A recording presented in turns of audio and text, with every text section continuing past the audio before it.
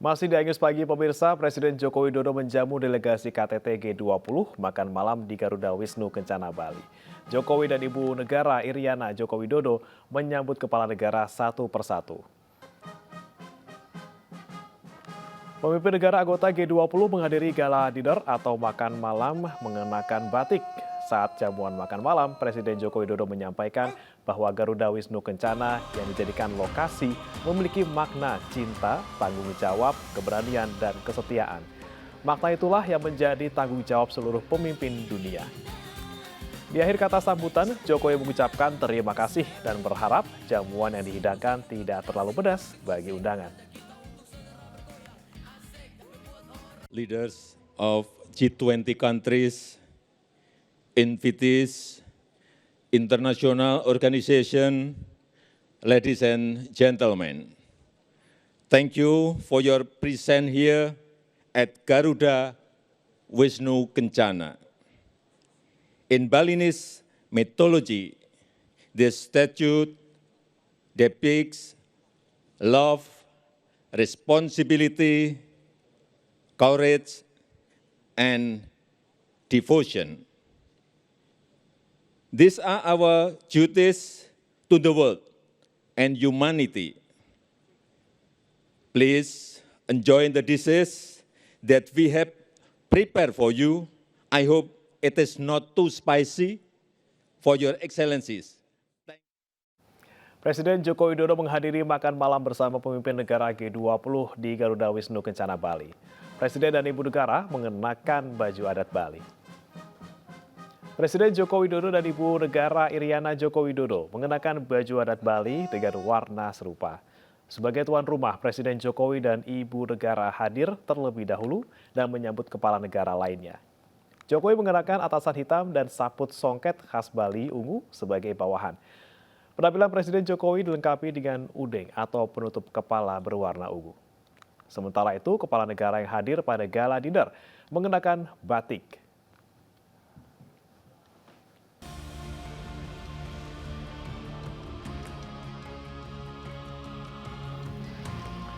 Tidak hanya sekedar jamuan makan malam, pemimpin negara anggota G20 dan delegasi juga disajikan kesenian tradisional Nusantara. Selain itu, turut tampil sejumlah musisi seperti Iga Mawarni, Yuni Syara, Andin, hingga trio rapper cilik asal Soe, Nusa Tenggara Timur. Acara ini juga menampilkan teatrikal digital yang diproyeksikan ke dinding-dinding kapur GWK.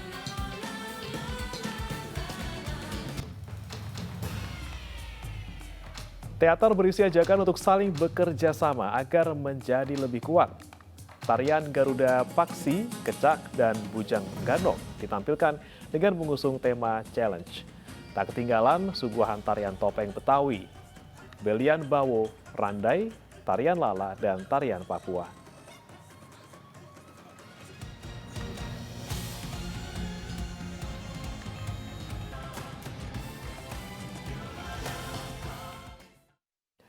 Pemirsa, ada yang menarik dalam acara Welcoming Dinner and Cultural Performance G20 Indonesia di Taman Garuda Wisnu Kencana, Bali.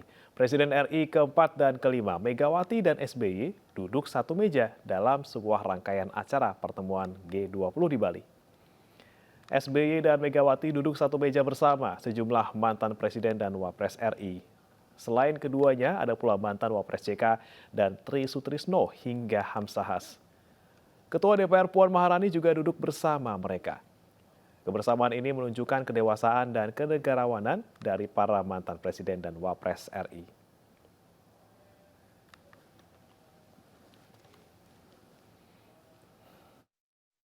Presiden Amerika Serikat Joe Biden melontarkan pujian kepada Presiden Joko Widodo di rangkaian acara KTT G20. Biden mengatakan Jokowi telah melakukan pekerjaan yang hebat.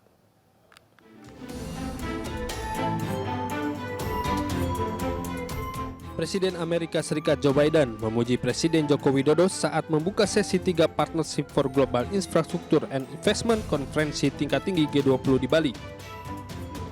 Biden memuji Jokowi yang telah melakukan pekerjaan hebat di G20. Pujian Biden pun langsung disambut riuh tepuk tangan para pemimpin negara dan lembaga dunia yang hadir. Thank everyone for being here. You've done a tremendous job, by the way, for really. You've done a great job. And that's why we're proud to partner with Indonesia and Japan under both our colleagues, an unflagging leadership from both of them, together with a broad coalition of countries to create the Just Energy Transition Partnership. Not just like soon, but to be just. Energy Partnership. KTT G20 resmi dibuka oleh Presiden Republik Indonesia, Joko Widodo pada Selasa pagi. Dalam kesempatan itu, Jokowi menyerukan untuk menghentikan perang dan menegakkan tidak seharusnya dunia terbagi menjadi beberapa bagian seperti yang pernah terjadi saat Perang Dingin. Pernyataan ini disampaikan Jokowi di hadapan para pemimpin yang hadir, diantaranya Presiden Amerika Serikat Joe Biden, Presiden Cina Xi Jinping, hingga Menteri Luar Negeri Rusia Sergei Lavrov. If the war does not end, it will be difficult for us to take responsibility for the future of current generation and future generations. We should not divide the world into parts. We must not allow the world fall into another Cold War. Sebanyak 17 kepala negara menghadiri konferensi tingkat tinggi G20 di Nusa Dua, Bali. Puncak acara berlangsung hari ini dan 16 November 2022. Tim Liputan iNews melaporkan.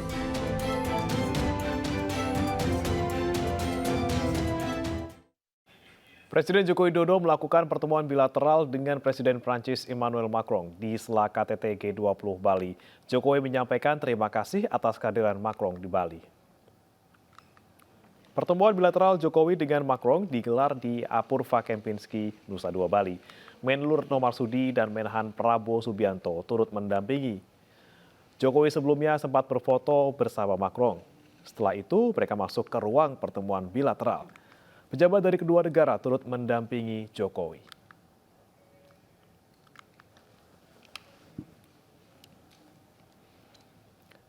Di tengah pelaksanaan G20, Presiden Ukraina Volodymyr Zelensky memberikan pidato dalam bentuk video. Dalam videonya, Zelensky menyerukan supaya para pemimpin dunia mau membantu menghentikan invasi ke negaranya. Ця агресивна російська війна закінчилась справедливо і на основі статуту ООН і міжнародного права, а не аби як, за влучним формулюванням пана генерального секретаря ООН Антоніо Гутерріша. Не варто пропонувати Україні компроміси з совістю, суверенітетом, територією та незалежністю. Ми поважаємо правила і ми люди слова. Україна завжди була лідером миротворчих зусиль і світ це бачив. І якщо Росія каже, що нібито хоче закінчити цю війну, хай доведе це діями. Очевидно, що словам Росії довіряти неможливо і не буде ніяких Мінськів-3, які Росія порушить одразу ж після укладу. Ibu Negara Iriana Joko Widodo menerima kedatangan Ibu Negara Republik Korea, Madam Kim Keon-hee, di hotel di Apurva Kempinski, Bali. Iriana mengajak Madam Kim Keon-hee untuk minum teh bersama. Iriana mengajak Madam Kim melihat sejumlah penampilan budaya Indonesia, di antaranya gamelan Bali dan tarian penyambutan penyembrama. Madam Kim juga berkesempatan melihat kain tenun endek Bali dan juga kerajinan silver Bali. Ibu Negara Iriana dan Madam Kim menikmati teh diiringi alunan musik, biola, dan sasando yang membawakan lagu-lagu tanah air.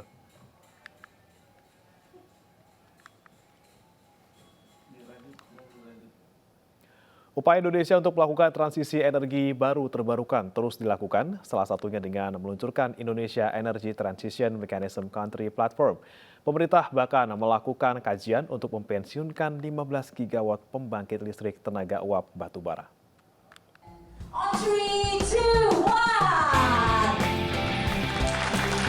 Peluncuran Indonesia Energy Transition Mechanism atau ETM Country Platform dilakukan oleh Menteri Keuangan Sri Mulyani Indrawati, didampingi oleh Direktur Utama PT PLN Persero Darmawan Prasojo.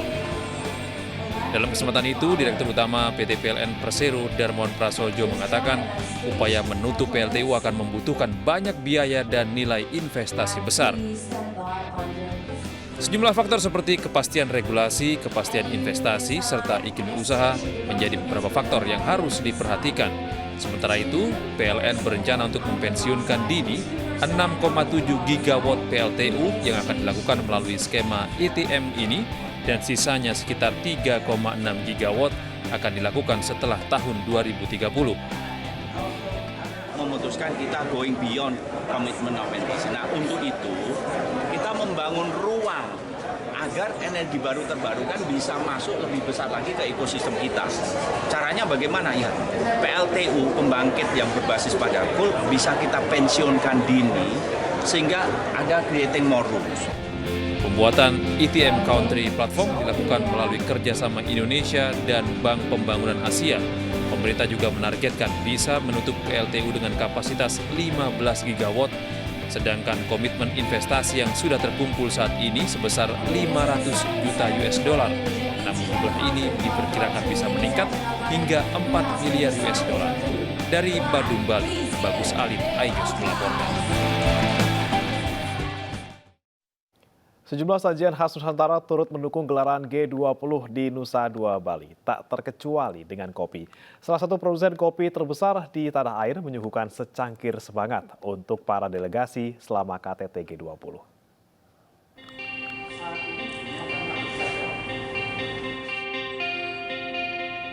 Kapal Api sebagai brand kopi kebanggaan Indonesia kembali menyuguhkan berbagai varian produk kopi Indonesia sebagai simbol dari kehangatan dan keramahan bangsa Indonesia.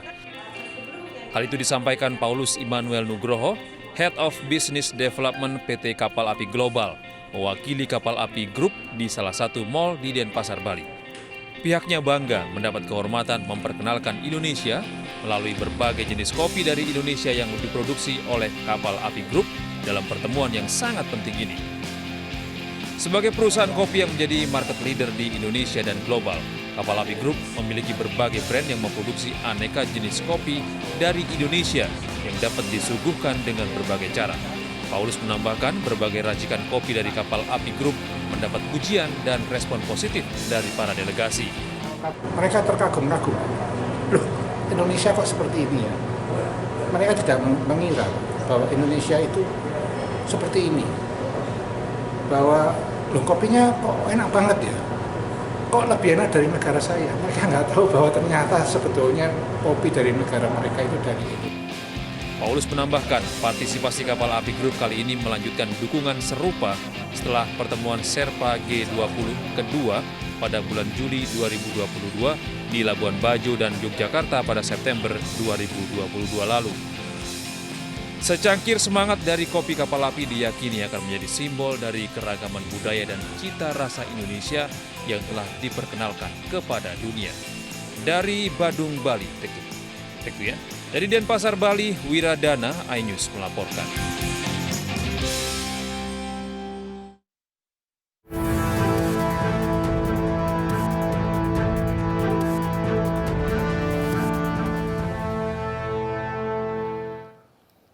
Sembilan 19 orang terluka usai bus sekolah terguling hingga terjatuh dekat tanggul sungai di Kentucky, Amerika Serikat. iNews Pagi masih akan kembali.